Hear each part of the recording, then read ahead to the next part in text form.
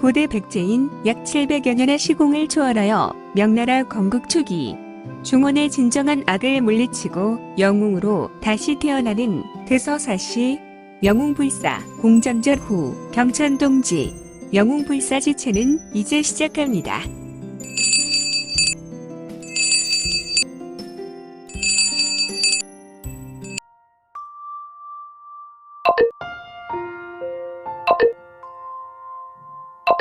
구독과 좋아요, 알림 설정 부탁드립니다.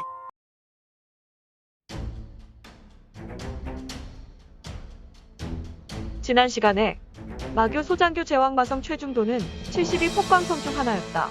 그는 오행기주와 함께 긋는 근교 고대 왕릉을 통하여 오사를 전개했고 소림사의 장격각주 해우대사를 위시하여 정화인 300여 명을 몰살시켰다. 그는 멸살계를 진행한 후에 정화 100년 저주를 선언하였으며 원한에 대한 피값을 맹세하고 있었다. 그 후 20여 년의 세월은 흘렀으니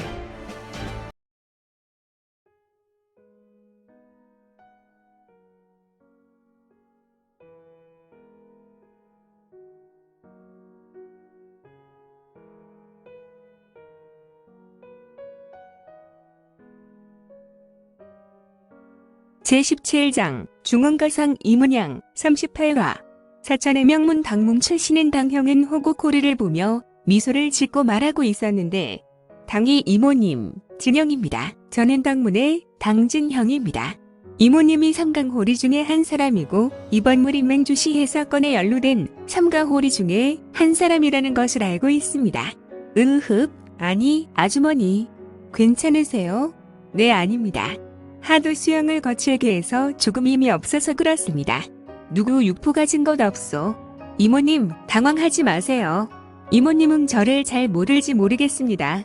저는 이모님이 당문을 나가실 때 불과 3살이었으니까요.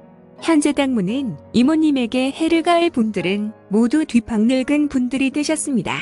이모님의 아버님 현원 노원주님께서 문주님께 특별히 부탁하여 이모님을 당문으로 모셔오라고 했습니다. 아니, 나의 처지를 어떻게 알고?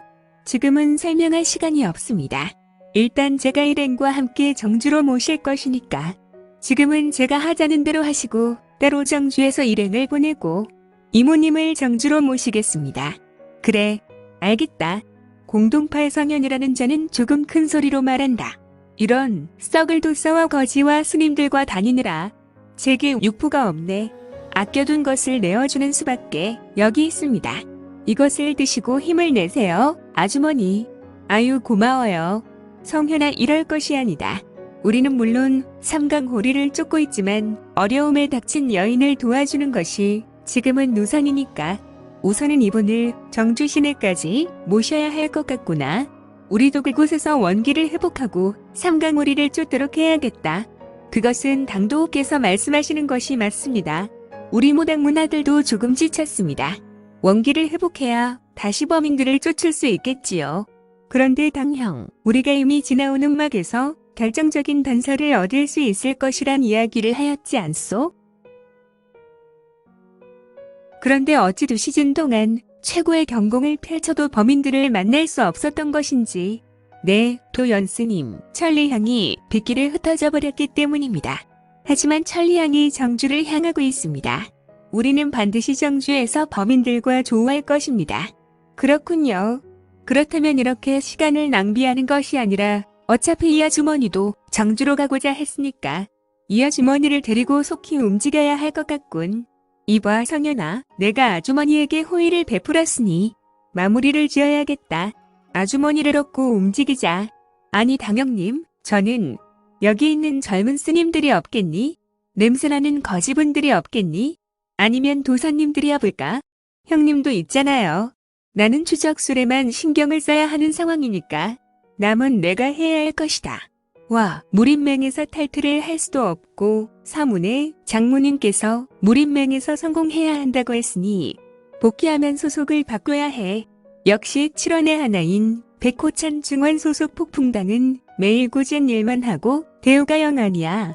너 혹시 귀맹하면 소속을 옮겨달라고 할 거지? 어떻게? 내가 당문의 귀신이다. 당문귀. 흐흐흐.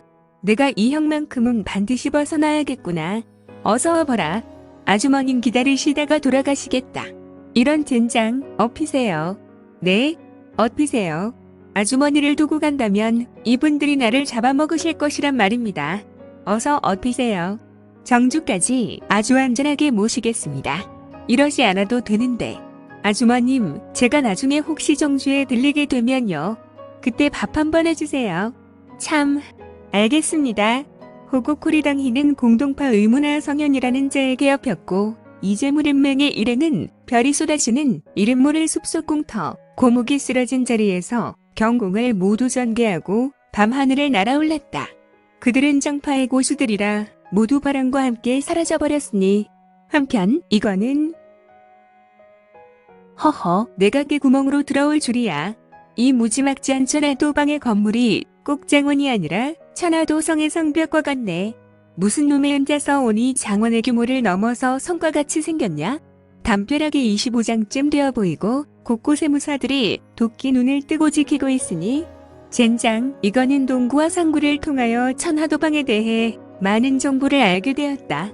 낙양시내에 있는 도방은 사실 모양만 도방의 역할을 하고 있었고 낙양시내의 도방상주는 이문양의 분신이 나와 앉아 있었으며 진짜 상주는 비밀사원에 기거한다고 들었다.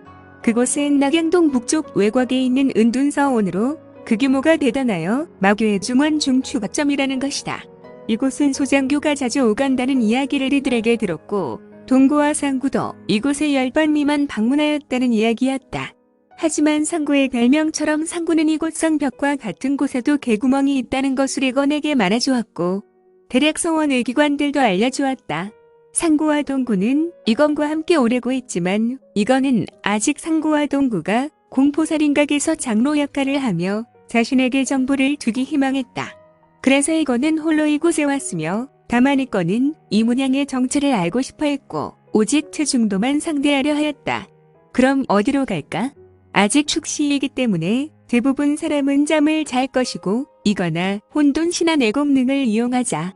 우주의학 묘한기 제9구 약속으로 명한다. 혼돈 투광 이건이 눈에서 순간 황금빛만 이체가 잠깐 일더니 이런 72폭 광성 어떻게 두 개의 72폭 광성을 이곳에서 만날 수 있을까?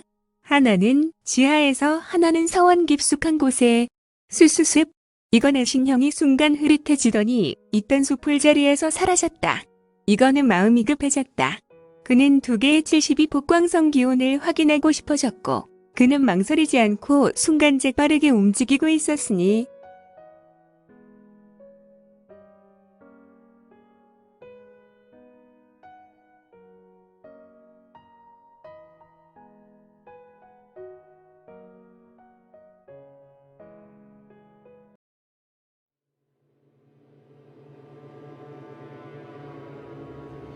오늘 준비한 내용은 여기까지입니다.